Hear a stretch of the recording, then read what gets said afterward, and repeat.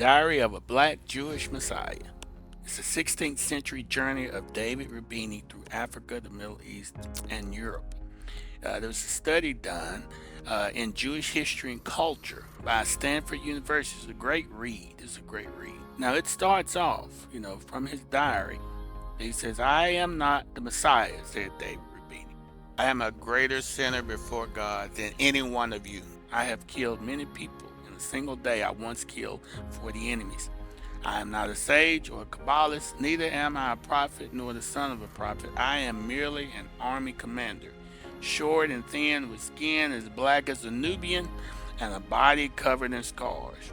Reubeni claimed to be the commander of a powerful Jewish army and the brother of a Jewish king who ruled over 300,000 Jews in the Arabian desert of Habar, all descendants of the lost Israelite tribes of Gad, Manasseh, and Reuben, hence his name. So, despite speaking only Hebrew and Arabic, he successfully forged relationships with Christian rulers, including the Holy Roman Emperor Charles V, the King of Portugal, John III, and Pope Clement VII, by dangling the possibility of an alliance against the Ottomans in exchange for weapons and experts in their manufacture. He gained Jewish followers, including many forced converts to Christianity, which were called conversos, who practiced Judaism in secret to avoid persecution, with the promise that his army would liberate them from oppression by force, deliver them to the Holy Land, and restore their pride and autonomy. So many Jews embraced him as the Messiah. Despite his denials, he attracted the patronage and support of some of Europe's wealthiest Jews and rabbinic elites. A mysterious figure who guarded his secrets closely, he traveled through Africa, the Middle East, and Europe before being halted by the Inquisition and burned at the stake in 1538 for preaching Judaism to Christians. So Reubeni's diary begins in the year 1521 with him leaving Arabia, charged by his brother King Joseph and the 70 elders to seek an audience with the Pope. So while in Africa, Reubeni reports that he disguised himself as a Muslim because they all look alike, the black Muslims and the black Jews and the black Israelites, and was widely embraced by Muslims as a holy man. So this is a great read.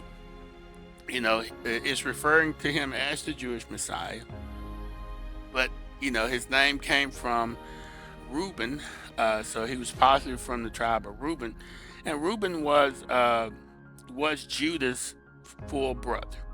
But he would be called a Reubenite and not be, since he wasn't from the tribe of Judah, he wouldn't be called Jewish. He would be a Reubenite. He would be from one of the tribes of Israel.